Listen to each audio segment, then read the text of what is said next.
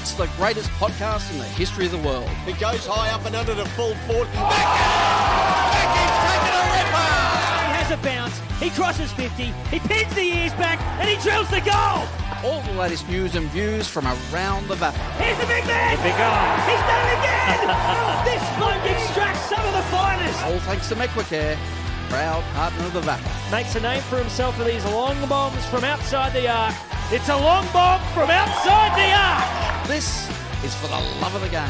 You can tweet that and hashtag it bloody good. Hello everyone and welcome to For the Love of the Game, the official podcast of the Ammos. We are closing in on round 1, Saturday, April 5. It can't come quick enough. We're here all thanks to MECWACARE, and as we've done over the pre-season, we've had a look at William Buck Premier Men's, Premier B, Premier C. We've looked at the women's, we've looked at the under-19s, and today we're going to take a look at the division. Still no Paddy Grinley. He's on location, must be doing some heavy research in the lead up to round 1, but Jason Bennett is here. Hello, Jace. Hello, Joseph. How are you, mate? Going great. Awesome to see some AFL footy back. The VFL's on its doorstep, about to start. We're not too far away from our comp kicking off. It's going to be very, very busy in the weeks to come. No Paddy Grinley, but we have upgraded. Upgraded. They're your words. Now, when Paddy hears this, that was Jason Bennett. The man with his ear to the ground, who's been our great News Limited VAFA scribe for the last 12 months. Brayden May joins us in studio. Welcome. Thank you very much, guys. Nice to be here. I wouldn't say it's an upgrade. I think Paddy's. Are you nervous? Are you nervous? In your presence, Joey. Oh. Well, you got nothing to be nervous about. Now, you've been doing a power of work over the pre-season, which we're extremely grateful for. You've been tell us about the time and effort you've put in, because you've basically gone through just about every club in the VAFA and spent time chatting with coaches and finding out what's going on at a grassroots level. Yeah, just been reaching out to all the clubs, and I'm very appreciative for what they've given their time and effort just on the phone. Obviously, people work 9-to-5 jobs, some outside hours, but yeah, been terrific to work from D3 up, currently in the midst of Premier C. We've got D1 to D3 done at the moment, but yeah, there's some great stories to be told. Unfortunately, can't get to all of them, but there's just some amazing things happening across the competition. What's been your favourite story so far of the off-season?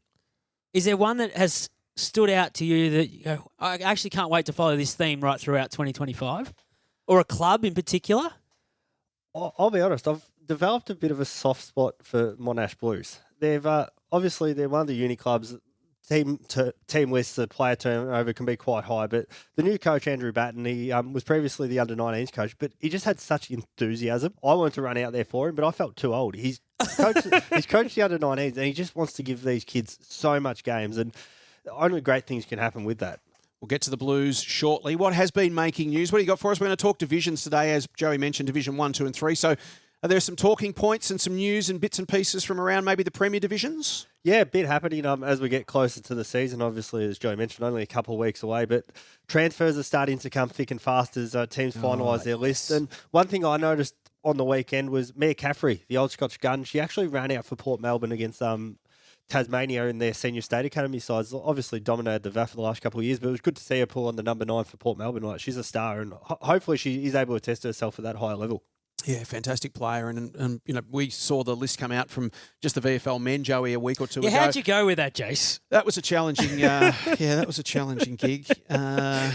Trawling through 21 VFL list and trying to pick the eyes out of which were the actual VFL players. VAFA players, 100 of them though. That's extraordinary. A huge number, isn't it? 100 VAFA players this year on VFL men's lists alone, and then you throw the VFLW list in on top. We know there's lots of women playing VFL as well. It just speaks volumes, Brayden, to the esteem in which the VAFA is held by VFL coaches and VFL scouts across the board, because we're talking about players that are down in not only just Premier, the Premier Men's and Premier B, but as far as Premier C and maybe even potentially some divisional opportunities. It just shows that, the scouts are taking the time to scour through the VAFA and pick out, the talent. Yeah, 100%. I think one thing that I love about it most importantly is that the VFL clubs are showing just how highly they do regard what might not be the top tier of the VAFA as well. Sometimes you see these guys will go from their local club. They might be at a lower tier in another competition. They've got to go play at a higher level when they're not getting those VFL opportunities, but it just speaks to the level of competition across the VAFA at the moment. Some of the clubs have got double-digit number of VAFA players on their senior list, which is extraordinary when you think the list's only 40-odd players.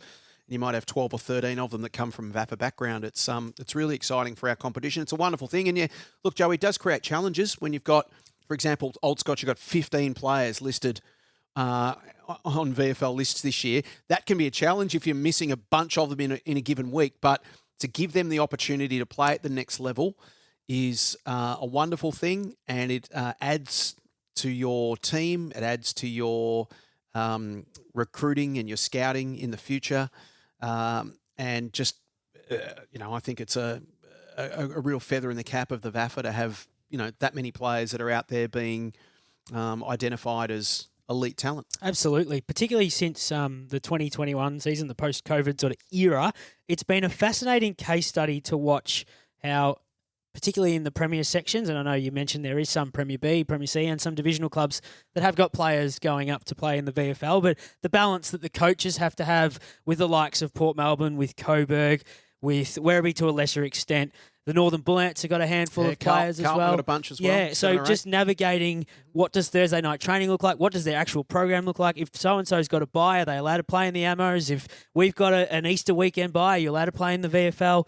The managed minutes. And then, of course, you are dealing with, at a local level, 50, 60 players who all want to play in your senior side, but then you've got to manage those. And use Scotch as the example. Say it is someone like Tyler Sellers, if he has to come back from Essendon, well, someone who's in that forward line who's probably had a good couple of weeks, unfortunately loses his spot. How do you keep him motivated, energised to want to stay the course and know he's going to get another opportunity in the not-too-distant future? It's all about people management, isn't it, Brayden? At both ends. From a VFL club perspective, treating the VAFA club with respect and the players with respect, and then likewise from a VAFA local club perspective, respecting that, the player wants to get an opportunity at VFL to test themselves and get that one step closer to potentially playing AFL football. So as long as the communication's good, you can make it work. There's so much more to coaching now than just moving the magnets. As you said, it's on player management and trying to keep everyone happy. At the end of the day, coaches will talk about the senior side, but it takes a group of 35, 40 to challenge for a senior flag. And then you've got the challenge of player points as well. Some of these guys might have moved down from regional areas, so they might be worth their 4 or 5, but then you get these homegrown talents that come back and they're worth 1 and they're worth their weight in gold. What else you got for us? Some more women's news. A few ex-AFLW footballers have worked their way back in. I'm not sure if they're going to be on VFLW list, but just a couple of names that popped up and caught my eye in the last couple of weeks. Isabella Simmons is linked up with St. Kevin's. She's a former ruck defender out of West Coast. Courtney Jones to Old Scotch. She played 11 games for the Tigers last year. Lucy Burke to Bo Morris, and I'm probably going to butcher this name. I'm so sorry. It's Lawrence Zaghetti back to Marcelin. Oh, Lawrence Zaghetti. Yeah, she's back as well at Marcelin. I think she was the co-captain of the Sydney Swans in their first year. Well, she's the VFLW vice-captain at Collingwood this year, so I'm not sure how many games we'll see out of her, but it's great that they're going to win the premiership, Collingwood VFLW girls. It's great for the VAFA women's comp too, isn't it? Have this sort of talent, again, outstanding from two perspectives. One, that they look at the VAFA women's comp and go, you know what?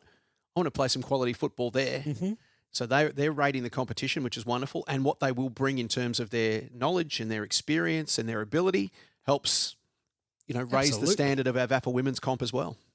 No question about that. They'll probably play a few games in the competition before the VFLW starts because the season's been pushed back to align further with the AFLW starting, so the finals campaign will be a bit later. So the first few weeks of the women's competition is going to be well worth tuning into and watching, and you're going to have plenty more to write about. Mind you, Nature Reserve just across Elswick Park, I see, has lost half its trees because of the amount of stuff you've written this summer, Brayden. There's so much paper in this room right now. Yep. He's done an amazing job. Extraordinary. Shall we get into it, or have you got anything else you want to? More, mate. Oh, keep going. Just probably the last one I wanted to touch on was Old Melbournians. Obviously, Nathan Brown's come in as coach, and some of their list changes have started to take shape over the last couple of weeks. Noah Uze, the son of Richmond coach Adam, he's linked with them. He's on Casey's VFL list this season, so he's come across from Shepparton United up in the Goulburn Valley. Jared Lynette, unfortunately, moved on as well. Jared Lynette, yep. Yeah, Lynette. Sorry, I've pronounced that one wrong. And there was also a couple others. James Harold's on the way out. Ben Harding's one that I think was spoken about as well. It's a big loss, isn't it, Ben Harding? Huge out. He's gone down to Gippsland, I think, hasn't he? Yeah. Down there, Liam Gather? Yeah, Liam Gather. So alongside the likes of Dyson Heppel and Aaron Heppel when they get down there. So they've got a pretty stacked side. I don't think Dyson's playing for Liam Gather. No, we'll be seeing a fair bit of him in the VFL. I don't think Dyson's going to pull on the Liam Gather jumper. Anyone else on that team list? The other one that caught my eye, I'll be honest, don't know too much about him. Tom Facey, he's come across from South Australia, the Adelaide Footy League. To come into the OM's team. Yeah, and Robbie Morrison's obviously, he's headed across to Tasmania to play for Penguin. Penguin? Very sort of random one. Not sure how he's ended up down there, but yeah, a bit of change down there. Big Tomahawks obviously hopeful of playing a game at Old Melbourne, so good luck to whoever has to line up at him. Yeah, and you'd think, Joey, that's got to be early in the year, because if he does want to go play local footy up the bush, he's going to have to, get a clearance first to OMs and then go to wherever he wants to go after that, because he wants to go play at Finley and play a game or two up there as well, which is where he started. Is he going to be involved in that Carlton draft campaign too? Yep. Yeah, so he'll definitely have to play in the opening couple of weeks. Yeah, so that'll be interesting. And again, great thing for the VAFA in terms of exposure. Paddy will have to be all over that because OMs are in Premier B this year. Yeah. So he'll be writing all about it. One thing I will say on the Old Melburnians, and I've said this before, they just need to finish inside the top four and play finals at some level. They haven't played a final since 2015 when they lost to St Kevin's in the Premier B Grand Final. We'll talk about this, of course, in the coming weeks when the season does get underway. But I'd like to see them back playing in some September action. Speaking of September action, that's what all the teams in Division 1 men's are looking at doing this year. Last year, this competition was dominated by Paran, who went up. They won the grand final over Parkside in the end, went on an incredible run and dominated this competition. It was a great story, and they've found themselves up to Premier C. So Paran and Parkside, the two teams that have gone up to Premier C. And we will start with Division 1 men's as we work our way through Division 1, Division 2 and Division 3. The team that finished third on the ladder at the end of the home and away season was Ormond, and we have a very special guest joining us to look ahead to the 2025 season is Ormond coach Kyle Pinto. Hi, how are you? Thanks for having me. Thanks for jumping on and spending some time with us. As I pick up Brayden May's thorough piece on the Ormond Footy Club, it opens up with this line. Ormond coach Kyle Pinto feels as if the club's off-season recruiting is exactly what was needed. Take us through that, Kyle. What exactly was the club needing? Well, look, we probably just needed some mature age recruits, I guess, and that comes in, I guess, on and off field knowledge, but as well as just some big bodies. We were quite young last year after losing a fair bit of senior experience and coming down the grades as well from obviously C grade to D grade is not ideal. So we challenged really well last year and finished third, albeit with about an average age of about 21 to 23, depending on the week. So to get some senior experience and some quality senior experience has been an absolute godsend, to be honest. Well, mate, as you said, you're not afraid to throw the kids in the deep end. How they look in another pre-season development, must be excited to see what they can put together now.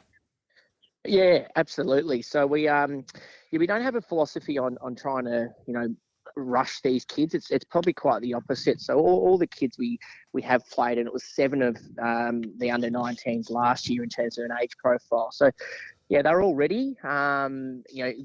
Albeit different body shapes and muscle mass, but yeah, they all earned their role, I guess. So then coming this year, to your question or your point there is another year of physical development is outstanding. They're all busting down the door, and with these top up recruits, if you like, from an older age profile, it's definitely competition for spots, and we've got Warren Bailey on board as our new under-19 coach, and there's a little bit of a healthy rivalry between me and him of where these 19s are going to start, which is a great problem to have, right? Exactly right. So you're in the market for a ruckman and a key forward, two things that you identified when you did your season debrief. How did you go? Yeah, we got both. We got both, actually. So Flynn O'Toole, nicknamed Chicken, has come down from the Quaffle, knowing our on-baller Jackson Hill quite well from living up there and playing together. So we got him down, who's he came down about late Feb and hasn't missed a session. He's a fantastic young man and has relocated here to Melbourne. So we're very grateful to have him from a football and leadership perspective. And the other one is Tom Nichols, who's a returning Ormond player, who's going to be a big key forward for us. And he gives us some real size and strength in the forward line, which we're probably lacking last year. We had a lot of hybrid and small forwards, which is fantastic.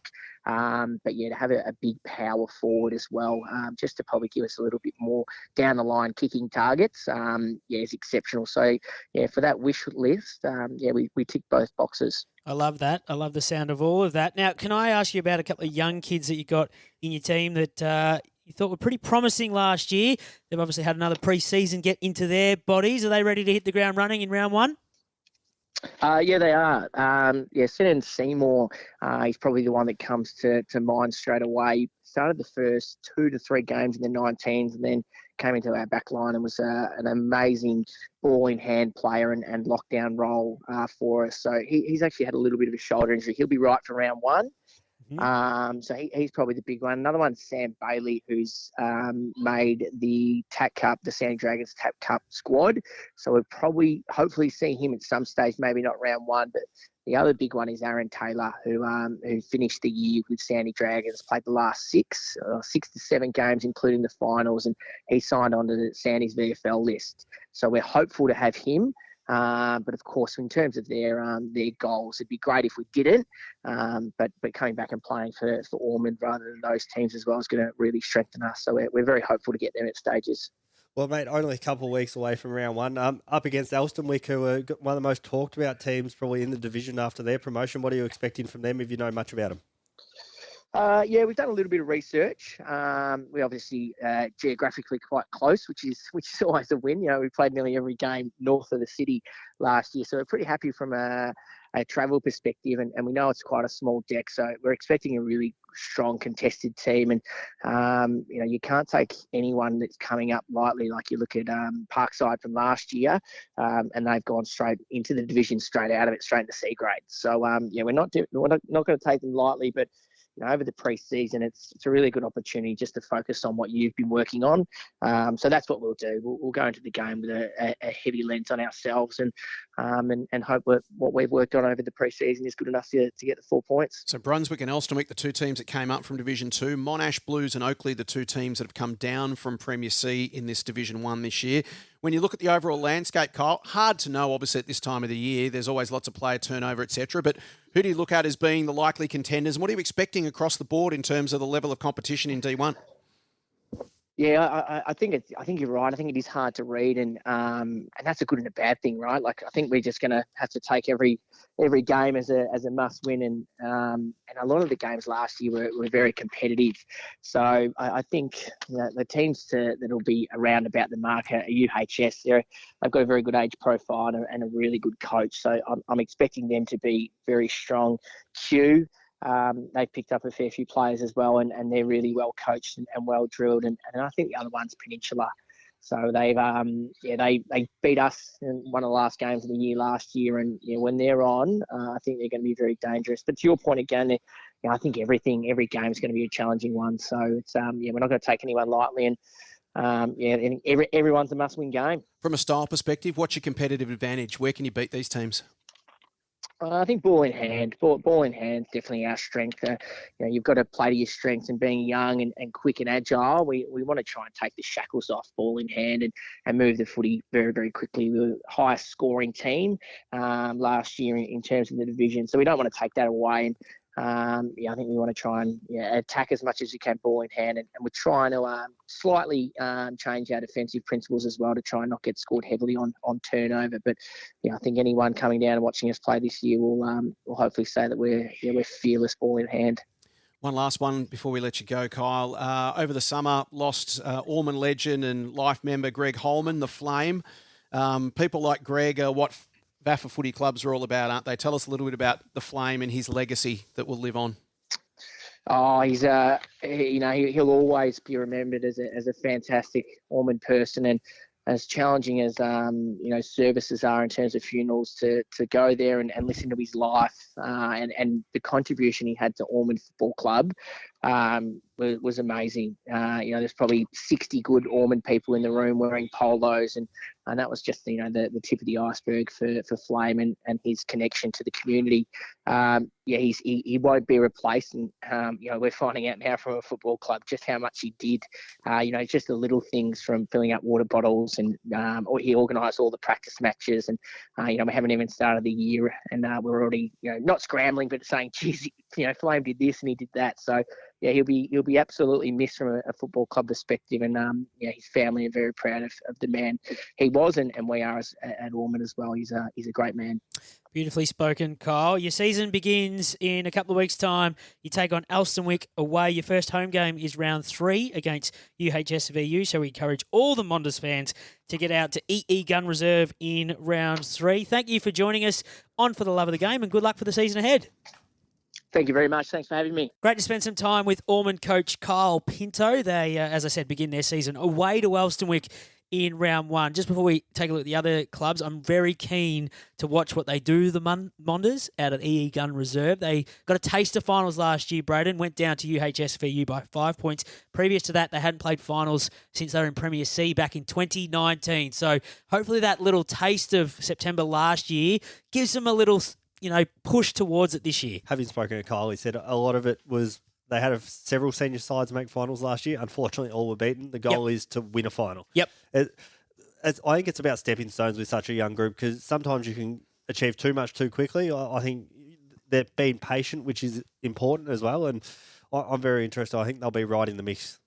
Let's whip around the other teams through Division 1. We're going to start with one of the teams that's been elevated, Brunswick. And we watched D2 with great interest last year, didn't we, Brayden? Brunswick were out in front. They finished top of the ladder, but unfortunately for them, they lost 3 of their last 4 games, including a tight grand final, which they dropped to Elstonwick. But they've been promoted to Division 1. They've got a new coach, Jason Reynolds. Yeah, Jason Reynolds, he's got experience in the VAFA before with Bulleen Templestowe. Have obviously now moved into the Eastern League. He spent the last couple of years as an assistant at Ringwood, and he's come in and there's some fresh faces. I'm really excited by what Brunswick can do.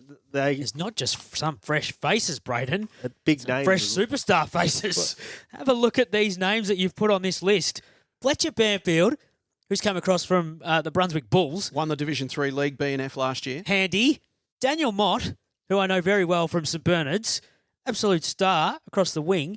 Mitch Hicks, he came from the Bulls as well. Did he lead their goal kicking at one point last year? And a couple of ex-Sherwood District players as well, Charlie Thorpe and Whitlam Bishop. And they've lost a couple of players, but not a lot going out, but plenty coming in. Yeah, it's a really exciting time. I think Whitlam Bishop, he's got one of the great names in the VAFA. That's a great name, yeah. It's fantastic. And I think the best part was that Lockie Pearson, who's involved at the club already, I think he's spent some time between the seniors and reserves. He's mates with these guys and he's told them how great it is and they've come on board. I think your players are your best recruiters in modern footy. There's only so much a coach can do, but it's about creating an environment where they want to play. I think the key thing is these guys that they've brought in can play across the ground. Like Charlie's going to play across half-back. Whitlam's, as we touched on, a bit of a key position type, bit of a swing man. Fletcher Banfield, we all know what he's going to offer. Mitch Hicks, Jason was really big on him, not just his presence, very big on his defensive prowess. He says it's one of the best he's seen as a big fella, which is a lot of credit. Big fellas don't usually chase, and he described him as a coach out on the ground, which makes his job easier. But yeah, and the one that really caught my eye was Andre Jaycock across from the EDFL. He's been at Maribyrnong Park. I think Avondale Heights was the other one. Jason said he's come on a lot quicker than he thought. He's going to play as that high half forward, which is so important in modern footy as that link man. So he's got some speed too, doesn't he? He's got a bit of zip. Yeah, they're going to be really exciting, and it might be one of those things. They raced out of the blocks last year, but are they going to be a bit slower out of the blocks when they're trying to integrate all these new guys as well? It's not always easy. Yeah, it's going to be. They're definitely a watch. Brunswick, great club. Now we spoke about Paran and Parkside, who made the grand final and got promoted. Ormond, who finished third. We've spoken with Kyle Pinto. The other finalist last year in D1 was UHS VU, and they're not hiding, Brayden, what direction they want to head in. They're unashamedly hunting Premier C football, as you should be when you're playing in Division 1. No, totally agree. And last year they were up and down. They won the first 8 games, eventually fell down the ladder a bit. But as Coach Paul Rock said, overseas holidays, the dreaded European flight out in the middle of winter, and injuries really did hamper them. But he believes a lot of these younger guys have got that out of their system now. They've gone and enjoyed their holiday, and he's hopeful of having them for the whole year. And that's only going to help their bid to hopefully challenge for another final series. Michael Corso is a massive in terms of just key position. They don't grow on trees. They're so important. I'm a big believer in if you've got a really good spot and you're halfway to contending for a premiership. They'll get a couple other guys back. Harrison Kennedy, Brandon Jackson, Paddy Brooks are having great pre-seasons. Jacob Honey is flying apparently on the track. The Dimatina brothers have really caught the eye, especially the youngest, who was one of the first picked. He spent time in the twos, but now he's just one of the first picked, which goes a lot to show about his own game his own development. So many new coaches in D1 this year. I mean, just there's more reading. new coaches than not. And the thing about UHS for you, Joey, you'd have to be bullish on them coming in, given they finished fourth at the end of the home and away season last year, knocked off Ormond in the first final, got within a kick or 7 points of Parkside in the preliminary final. So they're already close. Build upon that, Brayden. That might just be the bit that gets them over the top. 100%, and especially when they got some of these guys back from holidays for only 2 or 3 games at the end of the season. If you turn that into a full season or even 6 to 8 weeks, it's perfect to do that mini preseason almost in early July, early August as finals come, as games go a bit longer, they're more contested, and you just never know. The one thing they have in their advantage, and I did at one point study this very closely, Bren's Oval is their home ground. It's a fortress for UHSVU. At one point, they had played 60-something games in the data that I collected, and they'd won about 54 of them. They just don't lose at Bren's Oval. And if they do, it takes one almighty effort to beat them. And obviously, they get 9 games at home, and they've got 9 games away, and 9 probably doesn't get you into the 4. But if you win all 9 at home, you pinch a couple on the road, they're not playing in an elimination final, Jace. They're playing in a top 2 chance when it comes to the finals. The next team that finished just outside the finals last year in D1 was Old Peninsula, and the new Old Peninsula coach is an old face. Brendan Dunn has come back to the club, having started his own open age career back with the Pirates back in 2003 before moving into the VFL system. And there's a bit of a theme here. They've got some old faces coming back here, Brayden. And I know we've spoken to you about Old Peninsula already this season on the podcast. They were one of your teams to watch. Yeah, I think they're definitely going to be right in that mix for finals. Like Jordan Pomeroy, he's come back after 4 years at Coringal and obviously key position again. They seem to be walking in the door through this division, but George Fletcher, he's going to be the Pirates captain. Brendan Dunn had so many good things to say about him. He goes, I turned up at the place and it was like I didn't have to do anything. He had just put in that much time and effort to keep the group together. Obviously, if you lose the coach, you might get 2 or 3 guys follow, but they'll face Monash Blues first up. That'll be a good indication of where they're at early, I think, because Monash Blues obviously coming down. People probably expect them to be right in the mix for a final series. They've got 4 of their first 6 games at home, and no one likes going to Old Peninsula. No one. Because you're either doing it on your own and driving down the highway, or you're getting in a team bus very early on in the morning on a Saturday, and you're going to go down there, and they're probably going to yell over the fence at you at different points, and then you're going to have to get back on the bus and be frustrated that you've probably gotten beat down there. Point to where they hurt you, Joey. Everywhere. When it comes to me, everywhere. I did not enjoy driving out there. They had the Rising Star a couple of years ago. Our man who is the game's record holder, Sean Pays, his son, Bailey, was the Rising Star. I'm assuming Bailey's still hanging around at Old Peninsula because he's not in your list of outs from this pre-season and obviously had a great year last year. Yeah, he's still there, and he's only probably going to get better with guys like Will Crowder and Max Clavercamp, former Frankston Dolphins, coming on board. With a bit less responsibility or even pressure, he might not feel as much to feel the need to do as much and might not allow them to send him forward as that 3rd or 4th tall sometimes, and we know just how damaging that role can be. We mentioned that Old Peninsula start their campaign against Monash Blues. So let's talk about Monash Blues, another team with a new coach. Oh, Brayden's favourites. Andrew Batten, he's already touched on it early. Up and about, they're coming down from Premier C. Had a difficult campaign in 2024. They'll be looking to bounce back, consolidate and give Division 1 a real shake. Yeah, double relegation, unfortunately, for the Blues the last couple of years. But great opportunity to hit the reset button. And as we see with some of these uni clubs, the player turnover is so high. They've already lost several key players from last season. But as Andrew told me, it's all about opportunities for these young guys. It was still, when I spoke to him, he was still waiting to see what he might get because the uni year was only a couple days old. He reckons when he had training, they were thinking on the spot because that many new faces turned up, and he said there was a couple that really caught my eye and he was really hopeful of keeping them. So they're one that you probably might be a bit slower out of the blocks again because building this chemistry, and they might not have done a pre-season at some of their country towns that a lot of these kids do move down to Melbourne for uni for. Makes them unpredictable early in the season though, doesn't it, the uni teams? It certainly does. If they can get off to a good start, Monash, it'll be great for the confidence of the players who have been there in the last couple of years because it is tough to try and generate some form of enthusiasm when you're constantly getting beaten week in, week out. You know you've got to front up every week and try your absolute best. So if they can get their season off on the right foot, then it'll go a long way to at least keeping their enthusiasm for the season going. I hope they have a good year because they're a very good club. And I think I've said for a number of years ago, great footy program down there. I love the coach speak in the preseason. mentioned before that Jason Reynolds doesn't just want to make up the numbers, and Kyle Pinto said he knows exactly what was needed in the off-season. For Andrew Batten, we're not putting a ceiling on the season. There's lots of no ceilings this year. That's a real popular Has anyone buzz. said tearing up the track or best pre-season ever yet? I haven't heard anyone say we are put a ceiling on our season. We're No. putting a ceiling on it. I think 5th. That's where we're going to be. No one's putting a ceiling on their season. So great for Andrew, and hopefully Monash have a good year. The other team that came down from Premier C is Oakley, another team with a new coach, senior coach Chris Warner. And Can I jump in before Brayden goes here? Because this nearly broke my heart when I read halfway down your piece. There's been some changes to the Crushers playing list throughout the off-season. Most notably, the loss of star forward Aaron Cloke to Black Rock. Aaron Cloke's probably kicked about 900 goals in the last 8 years in the Amos. He has dominated the divisions and in Premier C when Oakley have been fortunate enough to play in that section. Where are they going to find goals this year if he's not standing in the goal square? It's a very good question. But again, everyone speaks about opportunity. I think you're just more upset we're going to lose a ton watch opportunity. Well, he was the only one who was a chance of kicking a ton. someone will pop up. No. Someone will pop up. No. Consider it not happening in 2025. What's the new coach, another new coach that is, by the way, changed reference, Chris Werner said about this team? He said it all started with the off the field. The committee were just so opening, and he's really confident in the list they've got together. You talk about Cloke and the goals he kicked. I think one of the great things that the best sides do have, they're unpredictable going forward. You just don't know where they're going to kick it. It's not like It's a great point. You can kick a bag of goals, but they won one game for the year. So that didn't work for them, right? And you just know, we might not get to a point where you just know, it's wet, they're just going to go along to Cloke. And it just really opens up opportunities to lower the eyes and really make defenders defend. I think we see so much defenders like to zone off now, but some of the under-19s are going to be in their best 18, so it's about that balance now.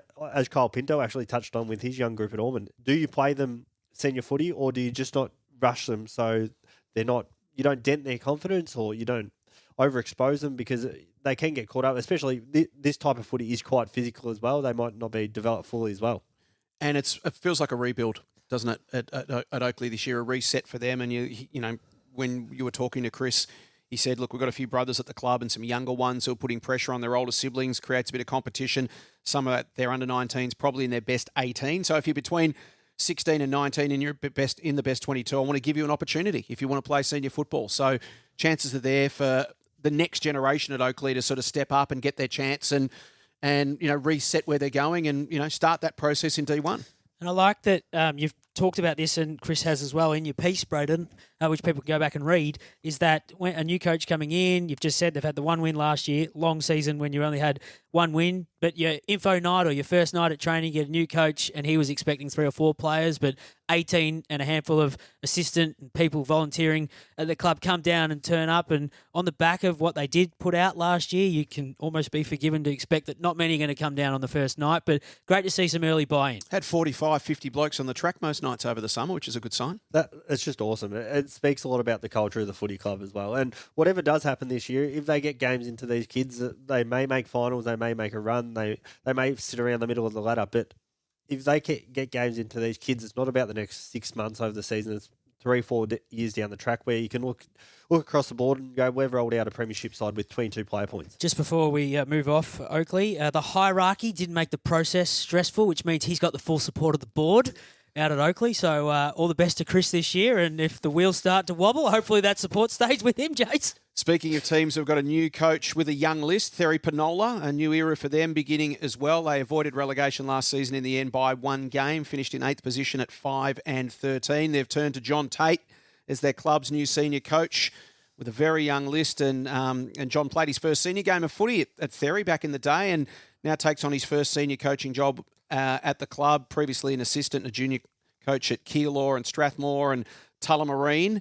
So a great opportunity for John to work with this new young list and get the Lions up and firing. Yeah, 100%. Isn't it funny how footy works, that he played a senior game with the Lions and now he's going to coach for the first time? But yeah, he's really excited, and they've managed to bring a lot of under-19s across from an EDFL in Coburg districts as well, which helps boost the numbers. They're in a really competitive corridor. They play next to Oak Park, who are in the EDFL. So just to bring those numbers is important because, as he said, some of these kids are really impressing him and he's wanting to give them a go in the senior side. But one name that's really caught my eye is Sean Callender. He played at Strathmore in the EDFL before. He played either end, had a year and a half off, but what a get for the Lions. He could turn a game at either end. He was a premiership player for them back in 2022, so comes with some experience. He's had a bit of time off, hasn't he, with work and injury, so at least sort of 18 months or thereabouts with not playing much footy, so he's got himself right and he's ready to go. So he'll be hungry, and it'll be great to see Derry win some games early, get a bit of momentum with this young list. Well, they're taking on Brunswick in their first game.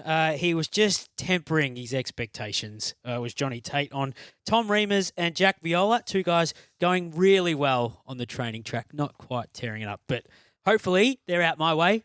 They're in Penola, just down the road from St Bernard's, that they can start to work their way back up the grades. Another club with a new coach. They're Does any club not have a new coach in this section? Not many in this section. I think every club has a new coach. It's going to be fascinating, and they have been... Other than Kyle Pinto. We're talking about Elston-Wick, the Wicks, and they have been one of the great stories in the VAFA in recent years. Peter Higginbotham led the club up from Division 4. They're up to Division 1. They have been on a fantastic rise over the last couple of years. Hugo stepped aside. He's going to be joining us in the commentary box for VAFA Media throughout the year this year, which is exciting for us. A great get. So in comes Higginbotham to VAFA Media, and his senior assistant, Ollie Gildea, has stepped into the top job, which Brayden is great because it helps with the succession plan. They can already have that foundation. They've already got the game plan in place, and now it's just a case of adding layers to it, because what they've been doing for the last few years has been wildly successful. Yeah, 100%. And as you said, there's going to be slight changes because you have to make those as you go up the divisions, and they're going to learn things about themselves as they always do. You go up, you're the unknown.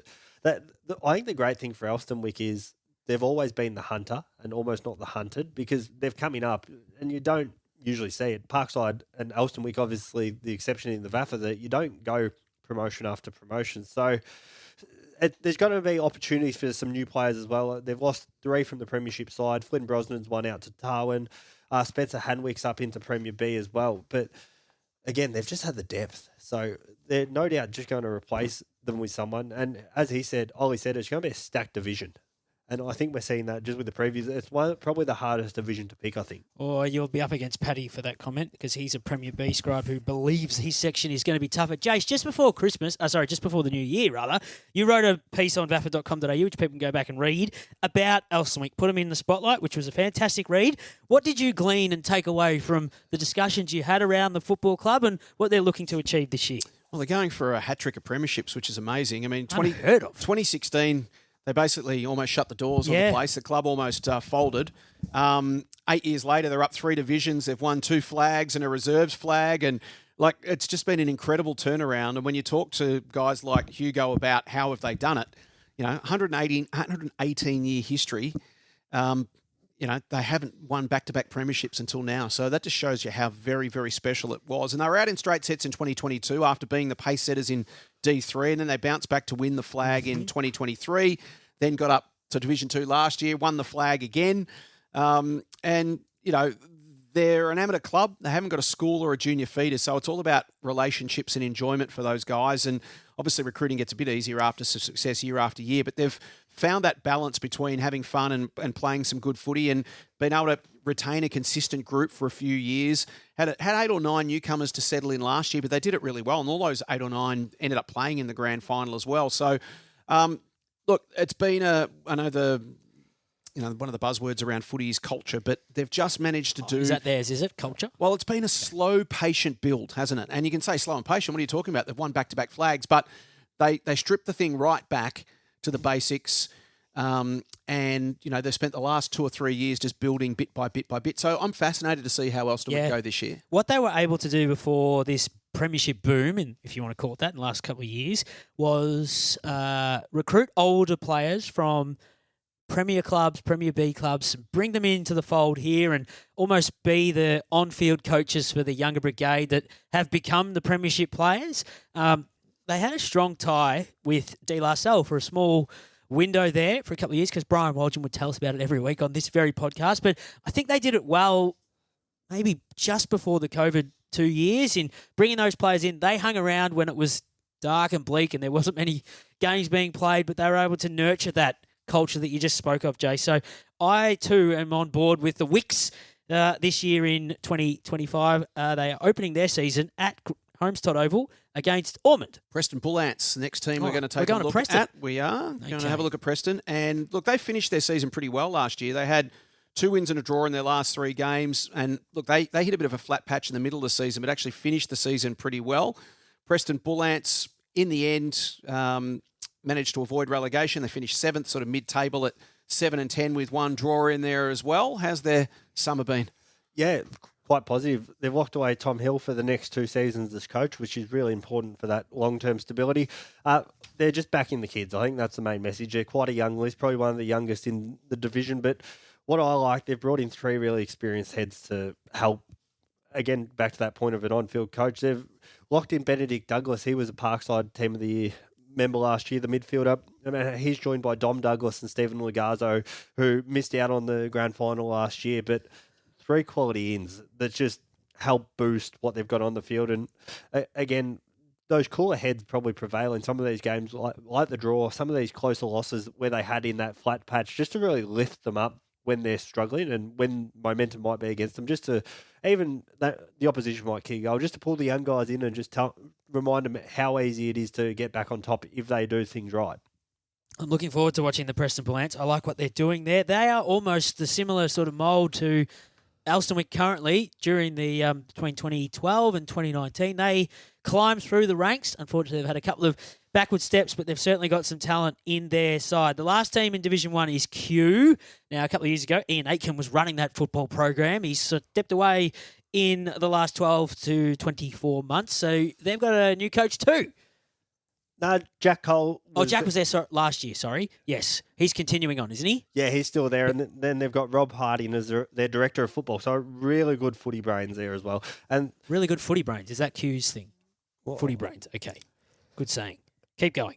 Well, I was just going to touch on their signings have been quite impressive. Tom Johnston, now Druin, looks like he could emerge as one of the better players in the competition. Alex Chiocci has come across from St. Mary's. He spent a lot of time at Montmorency in the Northern League. Gabe Wood's another one that caught my eye, but they've managed to retain the list. They're quite a young group as well. So, again, targeting these experienced footballers to really help boost that hopes of playing finals. They weren't far behind last year, but I think we've seen a trend between those sides that just missed out or didn't get the promotion that they might have been after by bringing in these experienced bodies, experienced footballers to really help boost those chances.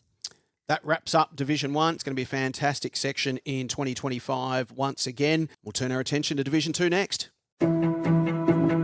Are you looking to grow your business? William Buck are more than just accountants and advisors who can develop strategic growth plans for your business. With over 125 years' experience, William Buck has expertise in navigating through challenging times and has been working closely with the VAFA community, creating positive change for individuals, businesses and community organisations. William Buck's team of specialist advisors work collaboratively, providing you with 360 support. Schedule a complimentary consultation today by visiting williambuck.com. This is For the Love of the Game, the official podcast of the Ammos, and time to turn our attention now to Division 2, and the South Melbourne Districts are our first cab off the rank, and we've been lucky enough to be joined by their coach, Nick Abbott, who's given us some time. Hello, Nick. How are you guys? Good to chat. Thanks for jumping on and spending some time with us. I love your footy club. I'm just going to say that from the outset. I really enjoy what the South Melbourne Districts put up week in, week out. Take us through the pre-season and how it's been. Joey, I appreciate the support. It's good to know that there are people out there that love the club. Pre-season is always a bit of a mare because we get kicked off our ground for the Grand Prix. So I think we've trained on Lindsay Hassett probably twice when it wasn't impacted at all. And then we trained on it probably another 4 times where we were missing an entire quarter of the ground for the grandstand going to the Grand Prix, and then we've been just sort of everywhere between Gosh's Paddock, Oval 1, which is a cricket pitch in the middle, and then we also share Powerhouse's Oval at Tyre. You got to be pretty fluid when you train with us, that's for sure. When you did it's been a challenge, that's for sure.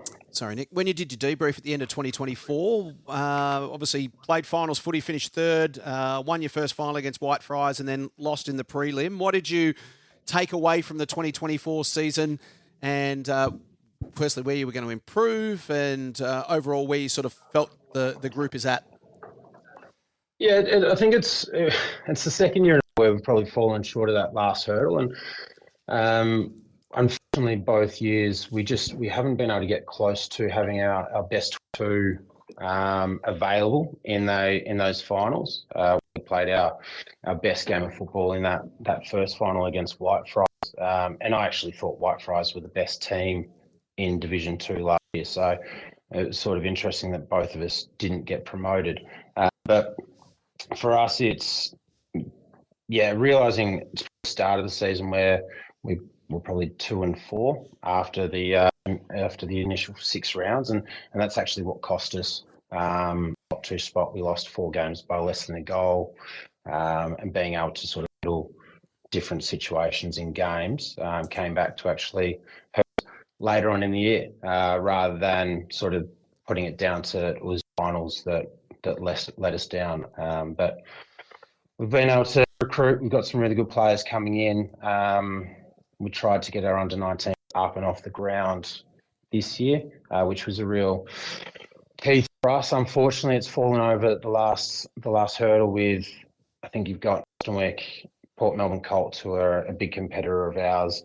Have got an under-19s, and Prone are trying to get an under-19s up and running, and that's a lot of clubs, small jurisdiction, trying to get the same age bracket. So it's we haven't been able to get it up this year. We'll try again for next year, but it just means that we actually have access to a lot of juniors who have all had senior. A lot of them have had senior experience already that we'll now have full access to this year, and I think that's going to be the future for the club as well.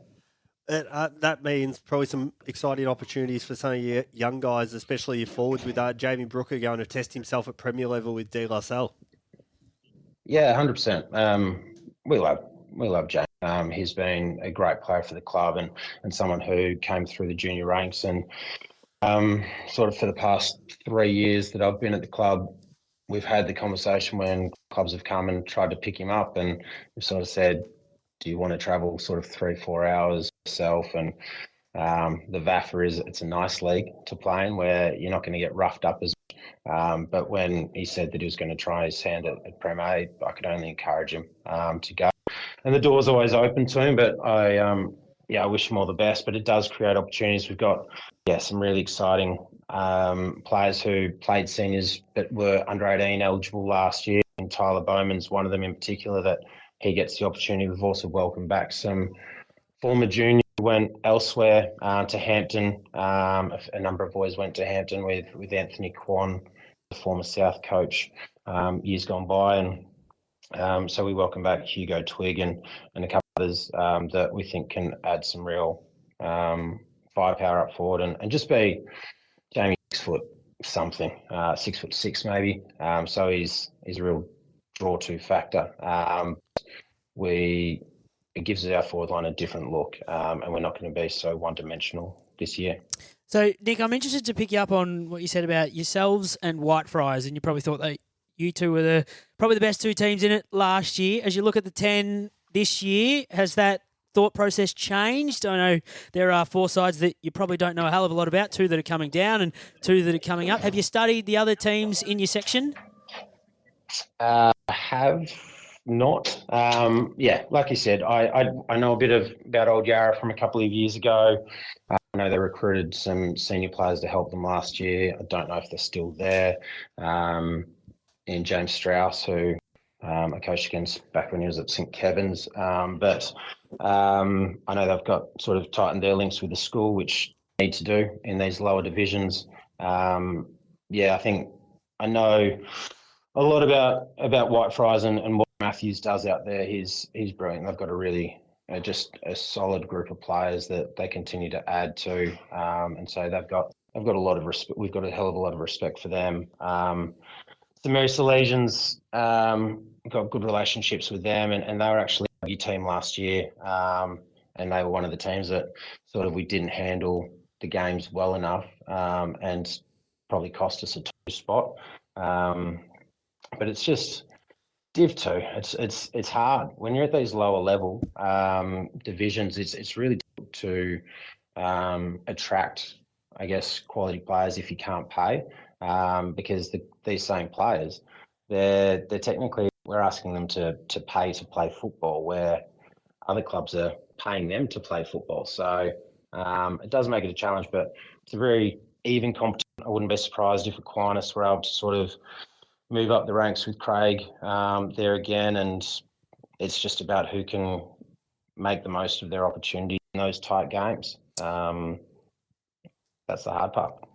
You went 11-3 in your last 14 games last year, as you mentioned, Nick. That the start was the bit that cost you, but you played some fantastic footy. I think you won 7 on the bounce there at one stage through the middle of the season. So obviously, it is a fantastic platform to build off. Where have you invested your development focus over the summer to try and bridge that gap and just against the very best teams in the competition, have enough to just take that next step and make it to grand final day? Yeah, I think first off, we invested in off-field. So I've actually brought in a senior assistant coach in Adrian Sapala, who was the head coach of North Brunswick last year, or for a couple of years. So he's going to be a playing assistant, which has probably been to my detriment the last couple of years, as I've probably tried to take on too much myself, and that's actually seen me not look after the players and help develop them the way that we should be able to. So by bringing in Adrian, it's definitely going to help us significantly. I've got 3 assistant coaches. We've got a reserves coach. We've got a thirds coach. So that means that we've actually got people who can come in and develop our players who are Div 2. Some of them might have heaps of experience. Some of them might be young that they need some one-on-one guidance. Some of them who might be brand new to the sport or we have a strong Irish contingent. They come from Gaelic. We can work with them. So that's actually probably been the main focus, is by bringing in that extra set of hands and knowledge. We've been able to develop that way. From a game point of view and style, it's just being able to break it down and become more of a dynamic, moving team, rather than so solely focused on a Jamie Brooker or 1 or 2 other players. Sort of, someone said it the other day. It's moving the W. It goes from who to how, and instead of relying on a Jamie Brooker to kick us a winning score, it's now let's move to the how, and that's the process of how we can actually play an attractive brand of football that can win us games. Moving the W. I love that, Nick. We've run through a bunch of cliches today, but I haven't never heard that one before. Moving the W from who to how. Love it. Yeah, we try. Good to teach you something, Jace. Thank you. I appreciate it. Is that a Nick Abbott special, or have you picked that up from somewhere else? Claim it. No, I can't claim it. I actually, it was Buckley that actually mentioned, Nathan Buckley actually mentioned it the other night. And I was like you, I was just like, that's quality. Yeah, I like it. Because it's relevant to everything. It's not just footy, it's work relevant and life. So I think it's something that for us it is like we've had an exodus. Port Colts have picked up a number of our Coates Talent League players from last year, which it happens. We can't compete with money. And so you sort of quickly need to move and pivot. And for us, it's, let's control what we can control. And that's the playing group that we've got. We've got a hell of a lot of talent still. Let's embed a game plan and a structure that's going to hold us in good stead moving forward. I love it. We're not a betting program at all, but you can bet your bottom dollar, Nick. $1 that who to how is going to be the headline in the Division 2 preview in a couple of weeks' time ahead of your game against the old Yarra Cobras. Thanks for joining us. No, all good. Great to spend some time with Nick Abbott from South Melbourne Districts. Let's take a look through the rest of Division 2, lads, and we'll start with one of my favourite footy clubs in the Ammos. It's the Hawthorn Ammos. Mark Murray is the man in charge of the Ammos. I love their president too, Sam Waldron. Goes by the nickname Beerface. Ask him about it if you run into him throughout the season. Tell me about the Hawthorn Abbott Footy Club, Brayden. Well, A few new fresh faces down at the Hawks. Wonder if we'll get some hock ball down there like the AFL side. Sorry, I just had to drop that in. Maybe. Well, they've got a few guys that have actually moved over from Western Australia and have linked up with the club. They said they're excited by what they've seen, but I guess they probably won't know what they've exactly got till they run out in their practice matches. And I think that's one of the great things about recruits when they just fall in your lap and come in the door.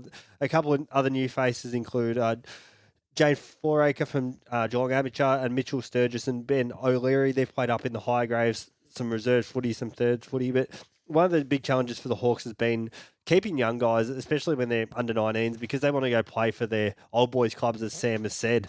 But the key thing is once they've gone through their junior football career, they want to give them an opportunity. They may not be playing some senior footy at the higher grade, so they say, come down and we'll play some senior footy. It may not be where you first desired, but an opportunity to play senior footy at 2021 and must be so appealing to all of those young guys.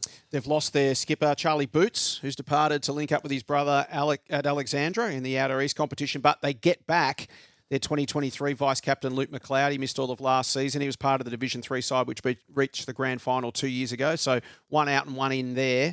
What about the comment that Sam has made, beer-faced, to Brayden in the piece? Like you do when you've lost a player for the previous season, all of it. He almost feels like a new recruit. I mean, there's your go-to line, isn't it? We could really tick off the bingo card and then of today. The players that are now out of the club, they go with our blessing. They've served the club well. Isn't that just 1A in President Coach speak? Speaking of serving the club well, club legend Phil Avery will break the Hawthorn Games record in the opening game of the season, which will be a wonderful day for Hawthorn Amateur. He's a life member. He played in a premiership way back in 1998, and he continues to play in the club's third side. They're great stories. We love those stories. It's awesome. And as Sammy spoke on Beerface, that's fantastic. That's got me. That is the nickname of Sam Waldron. The best thing is they can do it because of their new lights at their facility, and they can play a game at 4:45, which I think is the plan for the thirds round one, which is great. The senior boys are all coming off, and Phil's going to run on. Hopefully they've got a banner. The thirds are playing a twilight game. The thirds are the headline act. Well, for Phil Avery's club record-breaking game, what a fantastic occasion. That's fantastic. They do some great stuff, the Hawthorn Amateur Footy Club. Of course, they've got their famous Wings game. They've been able to use Box Hill City Oval a couple of times for that match and played that at twilight and Saturday night footy.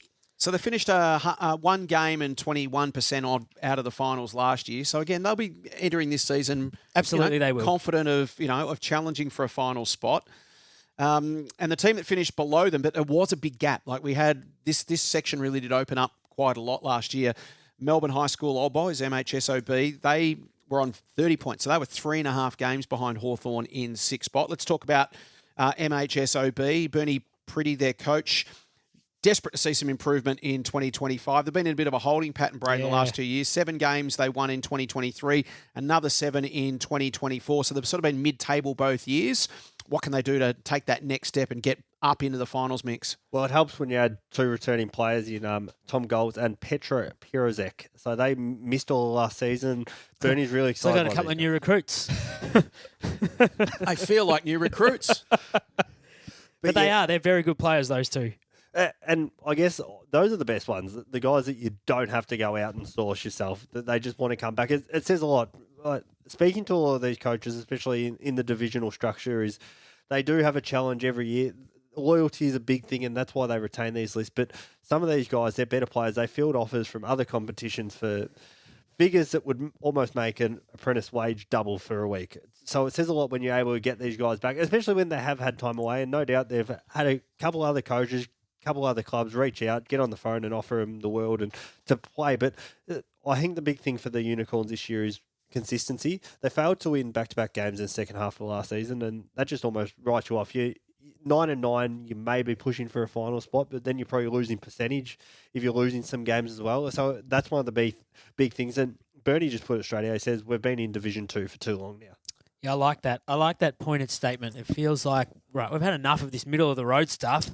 We deserve to be playing higher honours, but we have to work hard for it. Yeah, well, they didn't win back-to-back games after the halfway point of last year, so that sort of showed where they were at. They'd put in a good performance, and then they'd drop one, and then they'd play well again, and they'd drop another one. So that's kind of where they're at. It's going to be a fairly new kind of list, isn't it? They've got some new faces. They've got some young faces.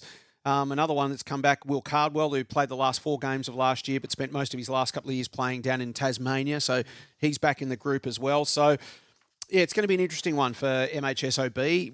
How do you drag yourself up out of that mid-table limbo that you can find yourself in?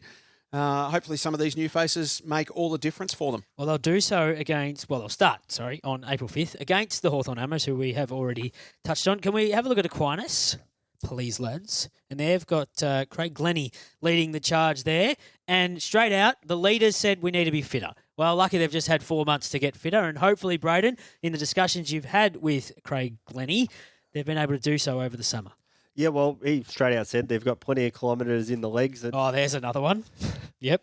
We're getting close to bingo here, Joey. But they were probably fortunate towards the end of last season. They finished half a game clear of Wattle Park, who were relegated to Division 3. So that in itself, you get a little bit fitter. You're going to run games out better, hopefully, depending what happens, obviously, with injuries and things like that throughout the season. But if you're fitter, if the game's close, skill is one thing, but fitness is so big, especially in these probably the first month of the season where practice matches are one thing, but guys are getting that match fitness back. If you can run over the top of someone, maybe a side you're not expected to beat on paper, it may pay dividends by the end of round 18. And they were one team that was destroyed last year by the Tullamarine flu. Absolutely went through the joint, wiped out 10 blokes as they all went off to Europe for holidays. They lost 10 guys. There's half your team gone. So that makes it extremely difficult to compete. So they're hoping that they can keep more of their core group together for longer this season. They've got some new faces as well and some new recruits, which is great because from where they're at, as I said, 5-13 last year, if you want to be not looking over your shoulder but actually getting away to a good start, they've got some fresh talent in the door to help them do that. Can I ask you, Brayden, about the line that's in your article about Aquinas? They finished with a record of 5-13, a round 15 victory over Bulleen Templestowe, who finished last before moving to the Eastern League. Proved critical in the club's survival hopes. Is there concerns? Was there internal worries that maybe they don't field a team this year, or is that too drastic to think just on the back of that sentence there? No, I think they were fine. They've recruited well. They've retained players. To get fresh faces in is really handy. So you meant survival in terms of staying in? Yeah, survival. Not the survival of the club. We're not talking existential crisis here. That's how We're just talking avoiding relegation. I'm just checking that for context. If people pick this up and think, "Geez, Aquinas nearly fell off the perch," that's not what you're talking about. No, definitely not. The numbers are consistent. The women's program's thriving down there as well. It sounds like they're in a really good place. And as you touched on, Jace, there's a couple of new... The Box brothers, Griffin and Sam. I think Griffin's a really good young cricketer as well. So, pick the right talent. sport, Griff. He's got high hope for those. Hopeful that they can play key roles across the ground. A lot of versatility in this side as well. And again, he just hopes that they haven't brought plane tickets. We had Charlie Boots, who's a good footballer, and then we got Griffin Box, who was a good cricketer. Yeah. With names like that, you're destined to be, aren't you? I tell you what, that's one of your best. It's not one of my best, and it's not one of my worst, unfortunately. It's right middle of the table stuff. It's smack bang in limbo. Had a good summer. You're going well. You're seeing them like beach balls. Let's talk Canterbury. Okay. Pushing on. Where do you want to start with Canterbury? Well, new coach, Steve Brown. And we talked about what a fantastic performance it was from Canterbury to come from 4th position last year and great result. Win the flag and go up to Division 2. It was a wonderful, wonderful story for them. New coach Steve Brown takes over and, it's a new chapter, but at the same time, they can build on what they've had there previously. Yeah, most definitely. And it's really important that they've been able to retain that core group of senior players. That they've only just started unveiling their recruits in recent weeks after I've spoken to Steve, but he was really excited by what he saw on the track. It was just a matter of locking these guys down, whether they were going to stay committed. He's really excited by his assistant coaching panel. He really spoke them up. Michael Topp in particular, good cricketer, good footballer. Simon Brown's been an assistant. His brother has been an assistant. De La Salle, he's come across. Chris Adams, a really well-respected member of the group. And Mick Harper, he's the head of football operation for the women's side, but he's come across from Fitzroy, and Steve said his depth of knowledge is outstanding. He's only just a phone call away. And I think, we're spoken about on-field success, but getting the people in the off-field roles is so important now, especially just to stability from the president down to your football coach with your men's and women's programs. It just helps stabilise everything. Finished 4th last year, Canterbury, as we mentioned, which in the Final 5 system means 4 cutthroat finals between you and the flag, which is the toughest of all roads in the entire VAFA to have to do that. They did it last year. They had a great mindset. They didn't think of it as 4 sudden death games. They were just happy to rock up and play more finals games, get the opportunity to get that experience, have the excitement of being in a finals campaign. They built momentum. They went all the way. And you'd have to think, Joey, that in itself, the road they hoed last year and the success they had at the end of it, must give them enormous confidence and belief, but also the spirit that creates within a group to then go, okay, well, we rose above that challenge, which everyone would have thought, no, that's way too hard. You can't do that. Now you're up to D2, new challenge. Well, why can't we just get after that one as well? Well, hopefully they take the mindset into their first 3 games because they're on the road. St Mary's first up at Ferndale Park, Melbourne High School Old Boys at Melbourne High, Whitefriars in round 3. They finally get to go to have a home game in round 4, and then they're away again to West Brunswick in round 5. So if they're going to draw on anything to get themselves up and motivated, not only, of course, the opening part of the season brings that motivation and excitement, but they're going to have to take it into away games for the first month and a bit of the season. And I think they'll be hoping players don't book holidays for finals time, which they faced last year. I think a couple... Well, clearly it doesn't matter. They just win flags. Had to come back from interstate to play finals footy. It's outstanding. What commitment by the Cobras. That was the Wombat, wasn't it? Rowan Walmsley, I think. The Wombat came back from Queensland. He'd booked his we shouldn't have booked it all, but... Yeah. Well, this at year... least he came back. This year he won't. He'll be much more confident. Be mad not to. The team they beat in the grand final last year, St John's, who also got promoted to Division 2. Let's talk about St John's, seeing the changing of the guard emerge before its eyes across the pre-season, Brayden, which is exciting because, as we say, they're already a team on the rise. Yeah, the Jocks, last year, Timmy Edwards, the coach, brought in a lot of more experienced guys to... especially from Keysborough, where he'd previously been involved. Matt Carnelli, I think we had him on ton watch. Yep. He's umming and ahhing about whether he'll go last time I spoke to Timmy. Come on.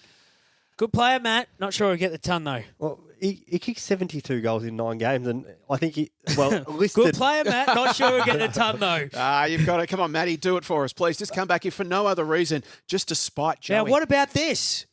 Tim Edwards. We finally found one. He's talking about Harvey Emery in your piece, Brayden. He is flying on the track. There we go. We got one. Training the house down or just flying? It just says flying on the track. We'll take it. And Cody, is it Sieng? He is a hard-nosed defender. Find me a defender who isn't hard-nosed. Well, I played a lot of halfback and it was very loose. Okay. Didn't have to look too hard. Brayden was soft-nosed. Didn't have to look too far. I'm excited to see this from St John's to get elevated. I know they're not coming up as the Premier, but very good football club. I think I told you, Jason, we've spoken to a couple of St John's boys over the last 12 months. Corey Eli, one of my old Big V representative teammates, is still running around. Great leader for the football club. Puts a wealth of time and effort into the young guys at this place. Yeah, and speaking of young guys, Tim said they've got around 10 to 12 under the age of 22, which is awesome. They're so key, that young group, especially if you can keep them together for a couple of years. And again, the long-term plan is they just recruit through their mates. They do, yes. The kids that might have played some under-19 footy might not have got as much opportunity as they would have liked. And there's nothing wrong with putting your hand up and saying, I'm going to play a bit of a lower standard of footy or lower division, because you're still having a kick at the end of the day. That's what we all do it for. And you're having a kick with your mates. And I'm always a big believer in I would rather win with my mates instead of win with guys I don't know. Yep, that's fair. This is going to be a fascinating watch for me because the coach, Tim Edwards, revealed in his article with Brayden, bit of a different preseason. We didn't do anything official before Christmas. It was a player-driven run club, and it's something which was well received. So we've just talked about a stack of other coaches putting in a long, long preseason that they come to round 1, hit the ground running, run out games.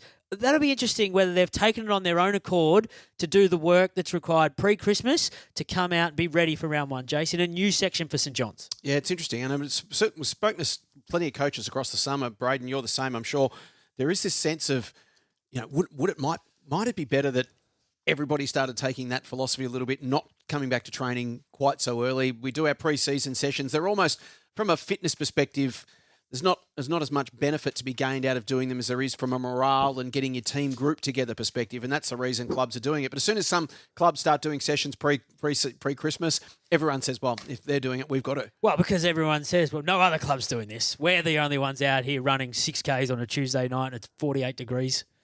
But otherwise, I'm going to be interested to see what happens here with St John's. Next up, Old Yarra Cobras. Coach Nathan Monaco says an attitude adjustment has his side poised for what he hopes to be a bounce-back year in 2025. Yeah, unfortunately for the Cobras at the end of last year, they were relegated, won just 2 games. I think with the attitude adjustment that he speaks of, it's more so about they were probably battling for survival, especially late in the season, but now they probably come down and probably think we're good enough to contend for finals. So it's just adapting that mindset of we know our best footy is good enough, as they showed in 2023, and just remembering how good they can be. I think winning form is the best form, and these guys are only human. It's the same from the top to the bottom level. When you start winning again, it's very easy to remember how to do it. Good footy club, the old Yarra Cobras. Nathan, Monaco, you just mentioned attitude adjustment. We've had a lot more buy-in. A couple of players coming back who missed all last year. Like new recruits, Joey. New recruits. So that's the second time we've had new recruits. And what do you know? Early on this season, competition for spots is going to be high. Excellent. That's what we like to hear.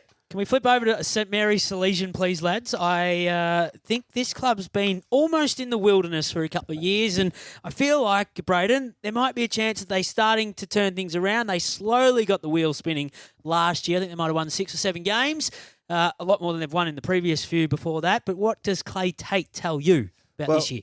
The big difference is they haven't brought in as many names this year. I think 12 months on is probably not a bad thing. You go and add in all these guys, build your depth, add to your experience, and now you manage just to hope these guys, they play another 18 games together, and it's only going to hold them in good stead. Who knows where they might be? And they beat a couple of the finalists last year, so I think the big thing is consistency, probably against those lower ranked sides. The games that they're not expected to win, they probably challenge better, and the games they are expected to win find themselves with their backs against the wall. Yeah, mainly retaining the same list, aren't they? One fresh face, Ed Burke, who's joined from St Kevin's, who'll play with his brother at St Mary's Salesians and slot in at centre half back, which is a spot they needed to fill. So he'll be a handy pickup. They got a heap of new faces in there last year, and they were able to sort of convince their mates and boost the numbers. So they had success in their under-19s as well. It's the first time the club's had an under-19s team in about 10 years or so. So they could blood a few of those younger guys and hopefully do that again. So growing from the bottom up for St Mary's Salesian. Yeah, exactly. I think a lot of coaches will tell you, they'll talk through their new recruits as we've heard, but internal growth is so big. It's what you've got. Your bottom 6 usually will tell you how far you'll go, and usually your bottom 6 sometimes are not your recruits. They're guys that have been at the club for a couple of years, might have been on the fringes of senior reserve footy, and if they can take that step and say to Tate, you need to pick me, it's only going to make them better in the long run. West Brunswick, another club that's certainly hoping for that natural improvement. Their seniors won just 4 games and finished 9th, and they got relegated down to Div 2 this year. But their reserves won the flag coming from 4th position, which suggests that there is a bit of young talent there to develop and push up into the senior squad in 25. Yeah, exactly right. And it just makes you think that coming down, unfortunately for them at the end of last season, they will be in a position to challenge for finals footy, because if your reserves are pushing well enough, you're going to hope that they've got that taste of success in the reserves, but now they're going to want to really push for the senior spot. Some guys are just happy having a kick in the twos, especially the older guys, but those younger guys really should be pushing to force the older guys into almost missing out on a reserves game, because they're the ones that can take the club forward. And we heard Nick Abbott talk about the importance of resourcing around you to make sure you're not spread too thin. Well, Coach Will Dillon has been joined this year by Regan Tate, who was his assistant last year, but Regan stepping up a little bit more, and Dillon, Will's just had a new addition to the family over the summer, so a great opportunity to bring Regan into a more senior position and to spread the load a little bit more. They'll win the flag in Division 2. Wow, there you go. They will win the premiership this year, West Brunswick. On the basis of what, Joe? On the basis of when they got promoted, which was 2 years ago, they lost that grand final in heartbreaking circumstances to Ivanhoe. Not old Ivanhoe that's currently in the comp. They are now the other Ivanhoe that has since left. Heartbreaking finish that grand final. They are a very, very good side. They've managed to keep Billy Irving and David Ferrier, who is a former skipper of their side. They've brought in a couple of youthful, exuberant, young talent. And I think last year's disappointment of finishing where they finished, coming back a section, they will win the premiership this year. One of the teams they're going to have to get over. We heard from Nick Abbott say he thought Whitefriars was as good as any team in the competition. They'll be hungry again. They finished 4th last season with a record of 11-6-1, and as Nick mentioned, he's pretty impressed with what senior coach Luke Matthews is doing at Whitefriars. Yeah, 100%, and Luke's been pretty open and honest with his players. He tells me in pre-season, pretty much told them they weren't good enough when they should have been winning games, and then just like we touched on with St Mary's, that against the lesser sides, you would probably say they struggled. Yeah, the gap between their best and worst was far too gaping in the end, wasn't it? Well, they managed to knock off Elstonwick, who ended up going on to win the flag, and then just sort of fell across the line against some of their bottom teams. So that's the challenge, isn't it? They know their best footy is good enough. How do they bring it week after week? It's a great challenge, but Fergus Ward's a name that they can hope will help bridge that gap. He spent some time with Vermont and Montana South out in the Eastern League. He was a big recruit when he left the club for those respective teams, but get him back just helps add that depth. It just bolsters the top 5-10 players again as well. So he's expecting a competitive division, and I think that's what we've seen by just speaking to Nick as well. And Whitefriars, another club that's trying to get an under-19s team up. Do you know if they've managed to have success with that? They seemed pretty confident at the time when I spoke to them, which is just, again, it's fantastic with that gap that we see, the drop-off of teenage sport. If they can get a 19 side up, it's only going to give them more talent to dip into. Yeah, so their first 2 games are away. Their next 3 are at home. So they have the opportunity to set up their season very early on. We're going to take a break on For the Love of the Game. After that, we're heading to Division 3. Michael MOTTA, who's the coach of the Richmond Central Snakes. They play at one of my favourite grounds in the competition. He's going to join us, plus we'll have a look at that and a little bit more before we wrap it up on For the Love of the Game. Are you looking to grow your business? William Buck are more than just accountants and advisors who can develop strategic growth plans for your business. With over 125 years' experience, William Buck has expertise in navigating through challenging times and has been working closely with the VAFA community, creating positive change for individuals, businesses and community organisations. William Buck's team of specialist advisors work collaboratively, providing you with 360 support. Schedule a complimentary consultation today by visiting williambuck.com.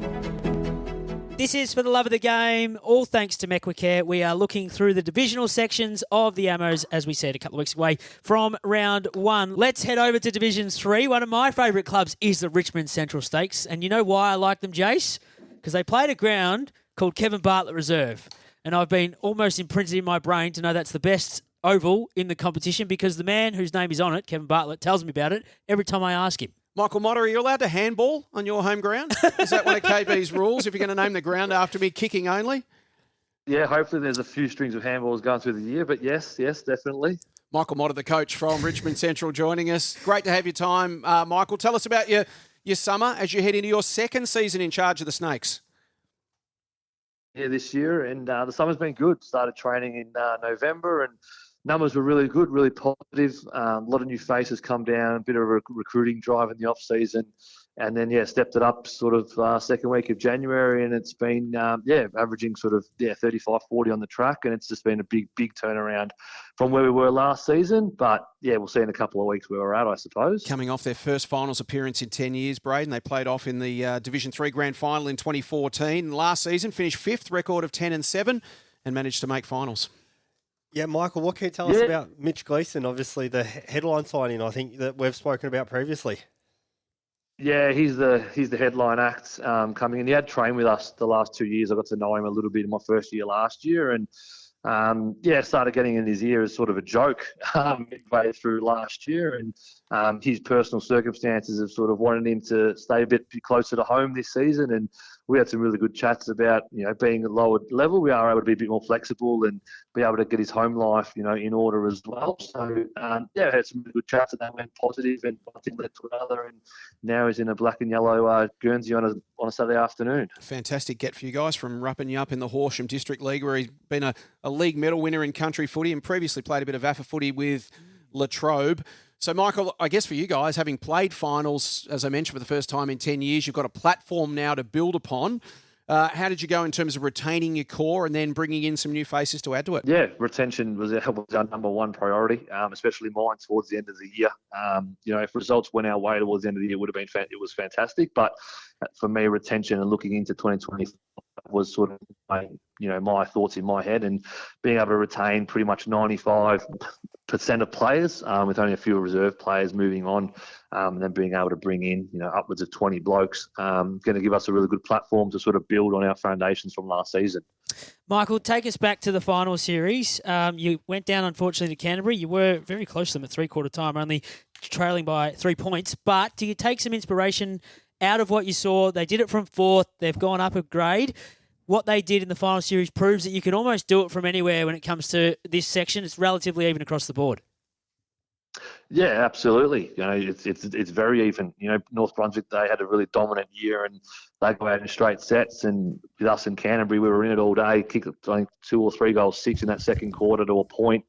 we just couldn't hit the scoreboard in the middle of the sticks. But yeah, 100% the inspirations from there, and we know we're in a pretty strong division. Sometimes people think the lower divisions are not that strong, but there are some pretty good players running around and some pretty good teams around there. So we've just got to give ourselves the best shot to compete every week, and that's what we intend on doing. What does the game look like when it's on your terms, when you're looking at what you've now got at your disposal in 25? Yeah, I think from our perspective, I know from my perspective, we didn't do the outside run well at all last season. Teams would get the ball on the inside and get to outside, and our outer ring just wasn't there and weren't able to spread and defend the ground very well. So for us, that's going to be the really big point that from me. When teams got that ball off half back, we weren't able to defend the ground at all, and we left our defenders, isolating those one-on-ones in defence. So going to have to look at that. But for me, it is about keeping that ball in the forward half and getting our defenders a bit more active. They were a bit too stagnant last year and not really playing the game. So look at those couple of avenues and try to restrict scores. Against the top 5 last season, we conceded 105 points on average. So we just weren't able to stop the scoring. But that's probably an area we'll look to focus on. So St John's and Canterbury, the two teams that did go up. The minor premiers, North Brunswick, who finished a game clear, and Powerhouse, who finished in third, remain in Division 3. Are they your two teams to beat, Michael? Who do you see as being the looming threats? Yeah, I think North Brunswick, if you ask most coaches, will be the team to go out in straight sets after a pretty dominant year. They're definitely the ones that we'll be looking at. They've had a few that have gone, but their reserves they've got enough depth to be able to cover, and so they touched us up by, 100 and 60 in the first game last year. So, there is some serious ground to make up, even with them losing a couple.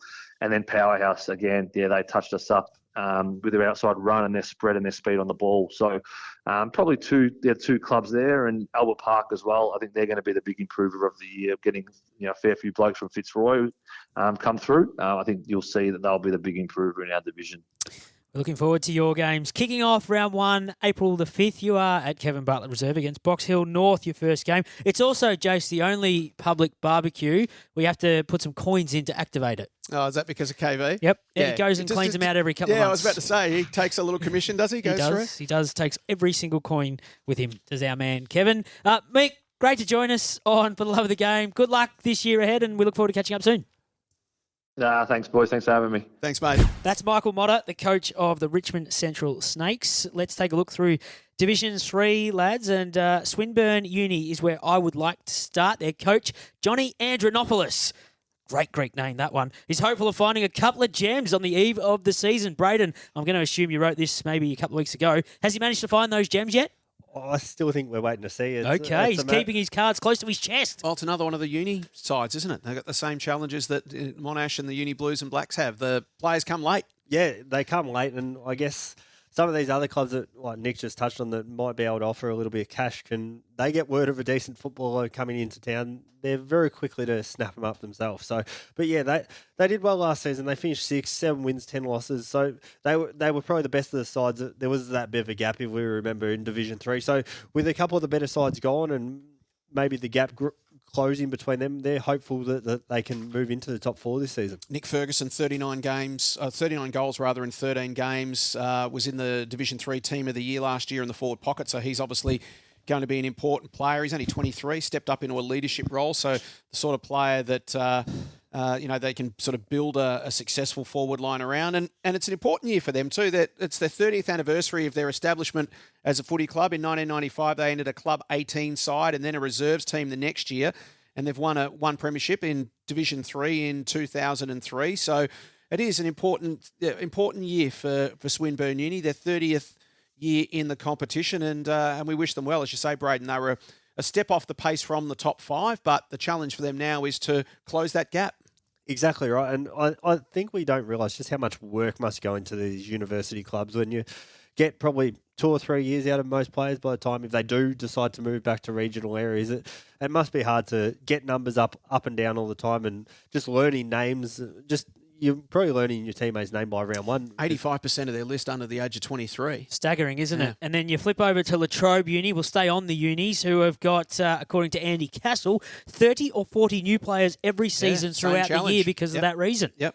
What are you expecting out of Latrobe Uni this year, Brayden? again, it's a bit of a wait and see. I think we'll get a bit of a read on them over the first month. But Andy Castles, he reckons they get 30 or 40 new players every season, depending on who's living on res out there at Bundoora. But hopefully they can land a couple of quality ones. Like Latrobe's a really good footy club. They've got these guys. It's a fantastic ground and facility too, isn't it? That's an appeal. It would be one of the best in the lower divisions, especially maybe even in the whole competition. That's right, because Carlton go and do their pre-season sessions there when they can't get onto Icon Park. They've Works got for a Carlton. relationship with Works Latrobe. for Carlton, doesn't it? Yep, that fantastic. I'll just fall in the own hole there. No one wants to back over it. That's fine. I'll cop it. No dramas. A couple of new recruits, he reckons, or 2 or 3 of the players that are coming back from long-term injuries will be like new recruits. So, bingo, that's our third one on new recruits, Brayden, out at Latrobe.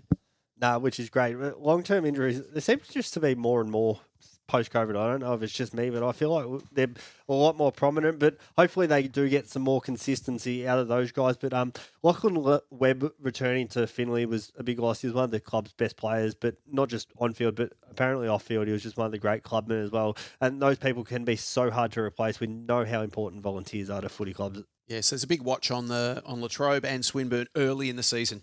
You're not sure whether or not you want to get them early or you want to get them later in the season. You get them early, there's a chance they haven't quite got their team together, but you also get them early. They're extremely unpredictable. Correct. Someone can just pop up out of nowhere and dominate a game, and you go, who's this kid? Never even seen it or heard of him before. So it could be a double-edged sword. So an early watch on certainly Swinburne and Latrobe in the early weeks of Division 3, which takes us to another team which is effectively a university team in many ways, Wattle Park, based down there at Deakin University at Bennett's Wood Reserve. So they too, Brayden, one of their key feeder pipelines is Deakin Uni and getting kids particularly that have come down from the country to study at Deakin. Yeah, exactly. And they're hitting the reset button as well. Relegated from D2 at the end of last season. They lost 12 in a row, which would have been a real tough ending. Well, they had a good start too, didn't they? And that sort of just fell away. Yeah, I think they won 2 or 3 of their first 4, which unfortunately these things happen. I think, as everyone said, it just shows how tight the divisions are. You get some injuries. Glenn Hopkins, hopeful that Wiley's side were really good on the inside. He wants to see it expand to the outside this year and really take their outside game, use their skills, open grounds up. Some of the smaller grounds in this tier as well. So I think they're expecting they can really use their strength with contested footy to get on top of games. I like this little quote because we've been going through all of the quotes that the coaches have provided, and they're fantastic, all the access you've been able to access from them, Brayden, throughout the summer. I'm a believer in people being able to get a lot of footy in the open. No one wants to watch a tackle fest. It's boring.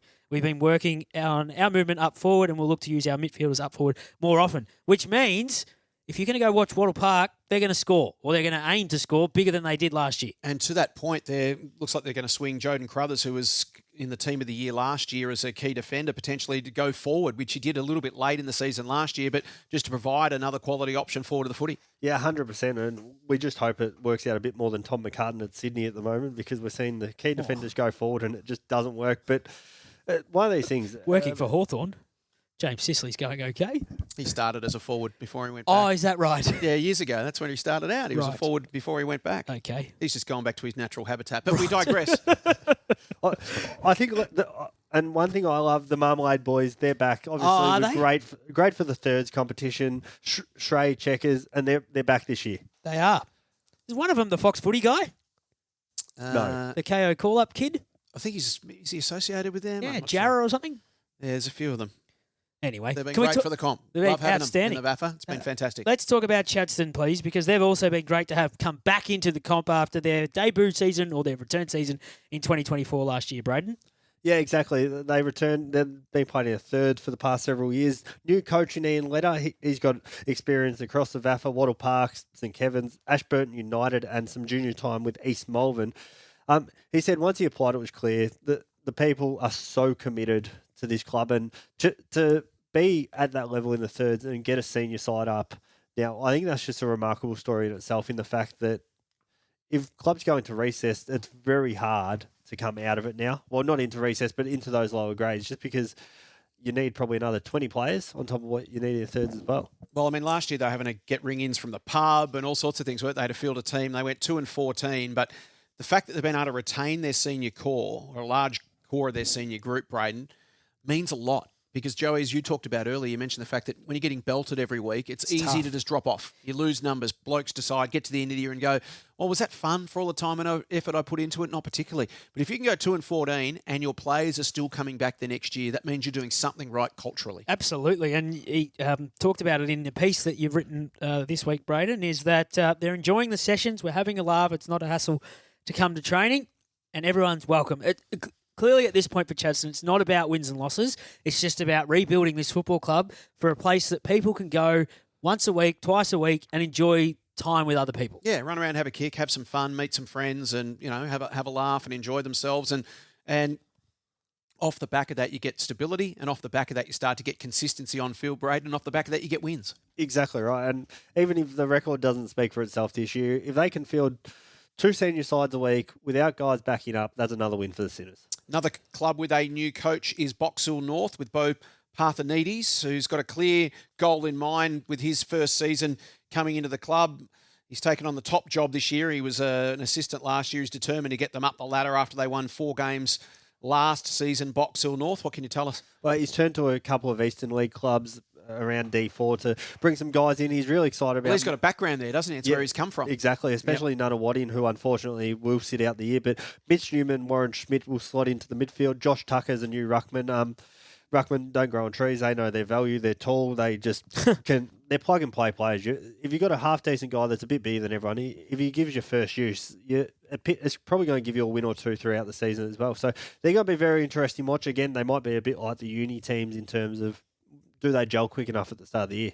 Young core, Blake Williams made their team of the year last year, so they'll look to build around him a little bit again, and they've been able to keep most of their playing group from last season. For Box Hill, again, a little bit like Chadstone, it's a case of sort of building from the bottom, keeping a group together, developing that group, and continuing to push forward.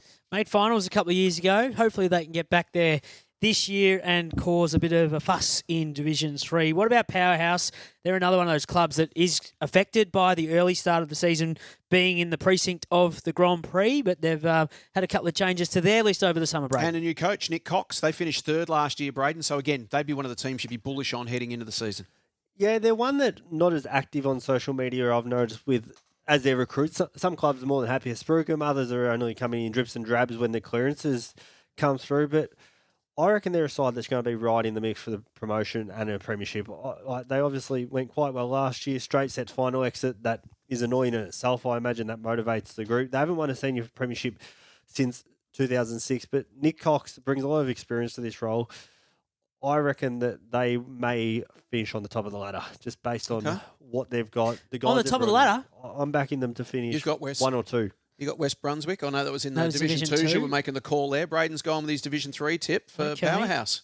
No, my team hasn't come up yet in this section just yet, but they'll be thereabouts. Let's go with that for me. They would have to be, given their season last year. As you said, that was disappointing for them to bow out in straight sets, but they were right in the mix for most of the season. So we'll keep a close eye on Powerhouse. Let's turn our attention to Ely Park and Coach Matt Embling. Yeah, he's a ripping guy, Matt. He just bleeds for his footy club. Well, just plays for footy. He just loves it. As we spoke on, just a place where he wants people to come and have a kick. He doesn't care if you've never played before. He's more than happy if you turn up and want to have a go. He'll give you a go, and I think that's really important. Like, they're just seeking stability as well. They've got a great president for the same club executive. That sort of off-field stability is so important because it just shows the message from top to bottom is clear, and they're just seeking improvement from every player. Wins and losses, similar to Chadstone, probably aren't one of their big focuses heading into this year.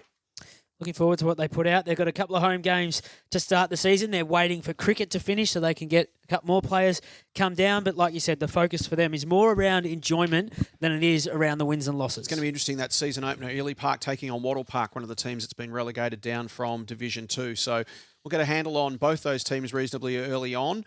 As we look to another of the parks, there's a few in this division. Albert Park. Yes. Coach Jack Amey's optimistic about the direction of where his club's going. Yeah, well, the club celebrating their 70th anniversary. They finished 7th on the ladder last year, 6 and 10.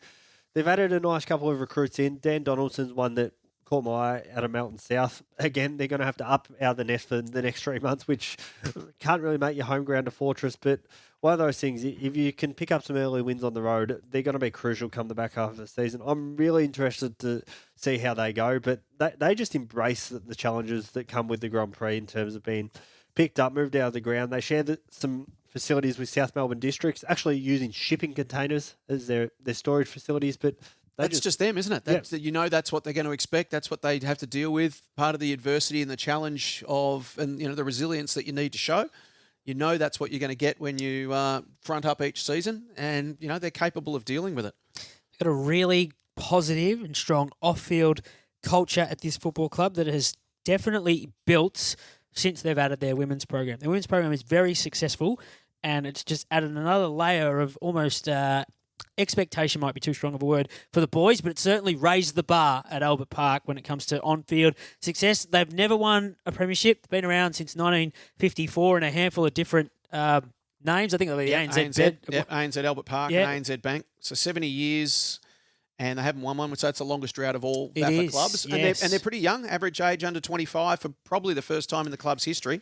And they are facing off against my tip for the premiership in round one, the North Brunswick Bulls. Our final team, we've done every single section when it comes to the men's. We're up to our last club, the Bulls, who I think will win the premiership in Division 3 in 2025. They fell short last year, didn't they? Yeah, going back to back. Yeah, that's right. They went down in the grand final in the end. So they almost start with a clean slate. Dominic Fontana has been appointed the new senior coach.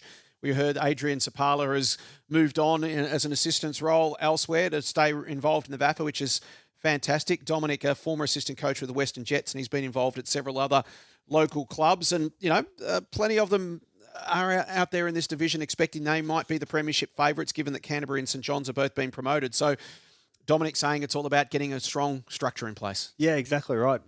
None of the coaching staff from last year are there, so it's the winds of change have swept right through the Bulls. And again, it's going to be interesting to see how quickly things settle. But one thing I'm interested to see is how do they replace the likes of Mitch Hicks, Fletcher Banfield? Those are two gun players that were so important last year in the run to the grand final. Do the new guys come in and make an impact? Adrian Sapala is obviously gone. I think there was a couple more that have made their way out. I think as Mick touched on before, they've had depth. Are these guys going to be able to make the most of their opportunity? I like this. It's going to be an analytical-based game plan. The way the coaches draw it up on the whiteboard, however, isn't how a game is going to be played. So we're not going to embrace chaos, but we're going to anticipate it. Well, they finished a game clear on top of the ladder. They were the pace setters all year in this division, and as Brayden mentioned, went out in straight sets come September. It's a challenging one when you're playing Division 3 footy, Joey, for a team like North Brunswick, because the groups are so different year to year. There's an element of, hey, listen, we're going to keep doing what we're doing, but you can't always necessarily do that because it's so much of it's personnel based at this level. And so much of it is an unknown, even though for North Brunswick they've seen 8 of the 10 teams, 2 of course coming down, but we don't have weekly vision in the divisions. You're relying on sort of opposition analysis stuff that you saw last year, expecting, assuming, presuming the same thing's going to happen this year when it's not the case at all. It's year on year, so many changes to each squad list when it comes to the division. So I am expecting big things of them on the back of the fact they were only a couple of kicks away from back-to-back flags, or playing in back-to-back flags. So hopefully, for my tip anyway, that comes to fruition. Otherwise, I would not be surprised at all if there's another team who bolts to the top of the table and is the early front-runner in Division 3. 30 clubs we have just unpacked. 3 interviews, stacked. How'd our man go on debut, Jace? Absolutely outstanding, Brayden May. And again, as we said at the start of the show, congratulations on all the work you do. Thank you for all the work you do for the VAFA fans around the place. Your contribution to the competition cannot be overlooked. You doing a power of work, and we are genuinely very appreciative of it. No, thanks, guys. It's been great to be on. What are you writing about this week, just as we let you go? I'm into Premier C at the moment. Right. I've got a couple on the pad. I've got Parkdale Vultures. The great Mitch Brown's going around. Ton watch. Okay. And he's an assistant, so he may just say clear the 50 for me. I think I spoke to Owen yesterday. An assistant coach would never selfishly say clear the 50 for me. Oh, they should. If you got Mitch Brown inside the 50, I'd be saying it. Okay. Well, look forward to the ton watch. I'm not sure he's going to get there, though. This has been For the Love of the Game. We come back in a couple of weeks. Is Paddy back at all? I reckon we might be back next week. There's so much to talk about. A lot to get through between now and round 1, which is Saturday, April the 5th. It's coming up fast. There's a big practice game going on this weekend. So if we're back next week, I'd like to talk about that next week on For the Love of the Game. But I'll keep you posted about that one next week. VAFA.com.au is where you go for all the news and views. All the fixtures are out. We're building up to April 5th, the first weekend of the season. We can't wait for you to join us then.